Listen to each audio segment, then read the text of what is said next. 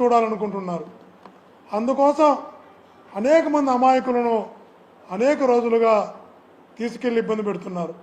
అందులో భాగంగా మొన్న గిరి అనే కానిస్టేబుల్ని తీసుకెళ్లి 5 రోజులు ఇబ్బంది పెట్టారు. ఆ తర్వాత వెంకటేశ్వర నాయుడు అనే అతన్ని వైపుని ఒక చిన్న బెడ్తో పాటు తీసుకెళ్లి 3 రోజులు ఇబ్బంది పెట్టారు. ఇప్పుడు బాలాజీతో పాటు మరికొంతమందిని తీసుకెళ్లి గత ఆదివారం నుంచి నానా ఇబ్బందులు పెడుతున్నారంట, నరకం చూపిస్తున్నారంట. కాళ్ళు చేతులు కట్టేసి వాళ్ళకి నరకమెట్టుందో చూపిస్తున్నారు. కారణం ఒకటే, వాళ్ళు అడిగేది ఒకటే, మీరు సంతకాలు పెట్టాలి, భాస్కర్ రెడ్డికి సంబంధం ఉంది, మీరు మేము చెప్పినటువంటి స్క్రిప్ట్ని వీడియో చేయాలి అని ఒక రహస్య ప్రదేశంలో పెట్టి, సిట్లో కూడా కాదు, గత 3 రోజులుగా ఆదివారం నుంచి ఈరోజు మంగళవారం ఒక రహస్య ప్రదేశంలో పెట్టి వాళ్ళకి నరకం చూపిస్తున్నారు. మీరు ఏం సాధించబోతారో అర్థం కావడం లేదు, మీరు ఏం సాధించాలనుకుంటున్నారో అర్థం కావడం లేదు. అరెస్టు చేయాలనుకుంటే అరెస్టు కావడానికి సిద్ధంగా ఉన్నామని చెప్పాం. మీరు శిక్షించాలనుకుంటే శిక్షలు ఎదుర్కోవడానికి, అన్యాయంగా మీరు ఏ శిక్ష విధించాలనుకున్నా దాన్ని ఎదుర్కోవడానికి సిద్ధంగా ఉన్నామని చెప్పాం. మీరు జైలుకి పంపాలనుకుంటే మీ సిట్టి కార్యాలయానికి వస్తాం, అరెస్టు చేసి జైలుకి పంపండి అని చెప్పాం. కానీ చిన్న చిన్న ప్రాణాలను చంపేయద్దు అంటున్నాం, చిన్న ప్రాణాలకు నరకం చూపించద్దు అంటున్నాం, చిన్న ప్రాణాలు జీవితం అంటే భయపెట్టేలా చేయొద్దు అంటున్నాం.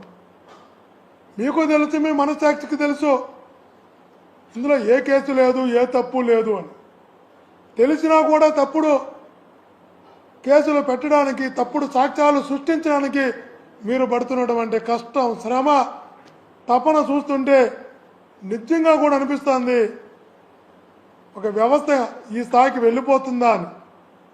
ఓకే, మీరు ఈరోజు తప్పుడు కేసులు పెట్టి తప్పుడు సాక్ష్యాలు సృష్టించి శిక్ష విధిస్తారు, భరించడానికి సిద్ధంగా ఉన్నాం. ఏ తప్పు చేయకపోయినా ఈ ప్రభుత్వం విధించేటువంటి శిక్షలు భరించడానికి సిద్ధంగా ఉన్నాం. ఏ స్థాయి శిక్ష ఎంత గట్టిగా మీరు ఆలోచిస్తే, ఎంత గట్టిగా మీరు శిక్షించాలనుకుంటే ఖచ్చితంగా చెప్తున్నా అంత గట్టిగా రివర్స్ వస్తుంది ఏదో ఒక రోజు. తప్పుడు కేసులు ఎప్పుడు కూడా నిలవవో, తప్పుడు సాక్ష్యాలు ఎప్పుడు కూడా నిలవవు అనే విషయాన్ని గుర్తుంచుకోమని చెప్తున్నా. ఇంకొకరు కూడా చెప్తున్నారంట, కొన్ని పేర్లు రాసుకున్నారంట. ఏ అనే పేరు కసిరెడ్డి రాజు పేరు చెప్పాలి, బి అనే పేరు ఈ పేరు చెప్పాలి, సి అనే పేరు ఈ పేరు చెప్పాలి. అంటే మీరు ఒక పేర్లు పెట్టుకొని నాతో కూడా ఉన్న వాళ్ళు ఎవరైతే ఉన్నారో వీళ్ళందరికీ ముందుగానే ఒక లిస్టు ప్రిపేర్ చేసుకున్నారంట, ఒక సీట్ రెడీ చేసుకున్నారంట.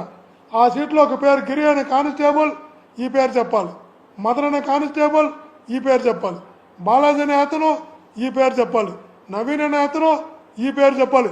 ఇలా ముందుగానే ప్రిపేర్ చేసుకొని ఆ ప్రకారము మీరు కొట్టి, బెదిరించి, భయపెట్టి, నరకం చూపించి వాళ్ళ చేత ఆ పేర్లు చెప్పించుకునే ప్రయత్నం, వాళ్ళతో సంబంధం ఉన్నదని చెప్పించుకునే ప్రయత్నం, తద్వారా కేసులో ఇరికించి జైలుకి పంపించాలనే ప్రయత్నం.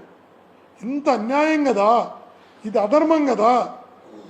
ఒక స్క్రిప్ట్ రెడీ చేసుకునే స్క్రిప్ట్ ప్రకారం వాళ్ళందరి చేత బెదిరించి ఏమి తెలియని అమాయకుల్ని మీరు నొప్పిస్తున్నారు, కష్టపెడుతున్నారు, నరకం చూపిస్తున్నారు. ఖచ్చితంగా చెప్తున్నా, ఈ పాపాలు ఊరికే పోవు, ఈ పాపాలు ఎవరికి కూడా ఊరికే పోవు. ఘట్టమనేని శ్రీనివాస్ అనే అతను ఇక్కడ ఎస్పీగా పనిచేశారు, సివిఎస్ఓగా పనిచేశారు, డిఐజీగా వెళ్ళారు.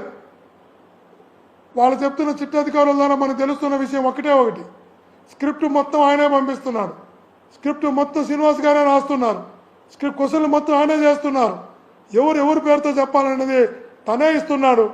ఇదంతా కూడా సార్ మాకు తెలుసు ఇది అన్యాయమని, మాకు తెలుసు ఇది తప్పుడు కేసు అని, ఇలా చేయడం పాపమని మాకు కూడా తెలుసు. కానీ ఘట్టమనేని శ్రీనివాస్ గారు విపరీతంగా ఫాలోఅప్ చేస్తున్నారు. పైనుంచి వచ్చినటువంటి ఆదేశాల మేరకు, ఘట్టమనేని శ్రీనివాస్ గారి దగ్గర నుంచి వచ్చినటువంటి స్క్రిప్ట్ మేరకు, ఘట్టమనేని శ్రీనివాస్ గారి దగ్గర నుంచి వచ్చిన క్వశ్చనరీ మేరకు మేము అడగాల్సి వస్తుంది తప్ప వేరే కాదు అని అనేక మందితో సిట్లో ఉన్నటువంటి ఉద్యోగులు అధికారులు చెప్తున్నప్పుడు అనిపిస్తుంది, శ్రీనివాస్ గారు మీరు దేవుడి దగ్గర పనిచేసి వెళ్ళారు, ఇక్కడే సిబిఎస్ఓగా పనిచేసి వెళ్ళారు, తప్పుడు కేసులు పెట్టు, ఏ సంబంధం లిక్కర్ కేసుల్లో ఇరికిచ్చో, లిక్కర్ అంటే జీవిత కాలంలో అసహించుకునే లిక్కర్తో ఏ రోజు కూడా ఏ సంబంధం పెట్టుకున్నటువంటి భయపడేటటువంటి సెంటిమెంట్గా ఫీల్ అయ్యేటటువంటి వ్యక్తులపై అలాంటి కేసులు పెట్టడానికి మీరు దిగజారుతున్నారు. మీరు ఆ స్థాయికి వెళ్ళిపోతున్నారు.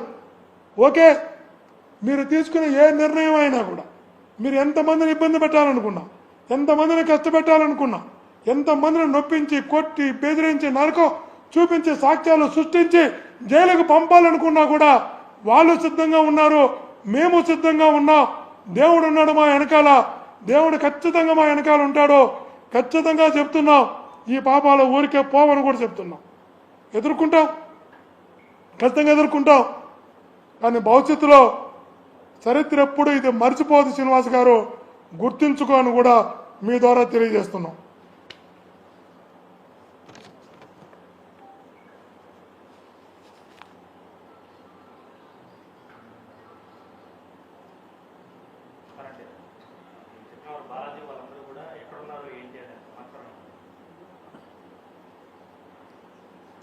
అదే వాళ్ళగా రహస్య ప్రదేశంలో పెట్టి కొడుతున్నారు, అంతే. రహస్య ప్రదేశంలో పెట్టి కొడుతున్నారు. ఎన్ని రోజులు కొడతారు? కొట్టిని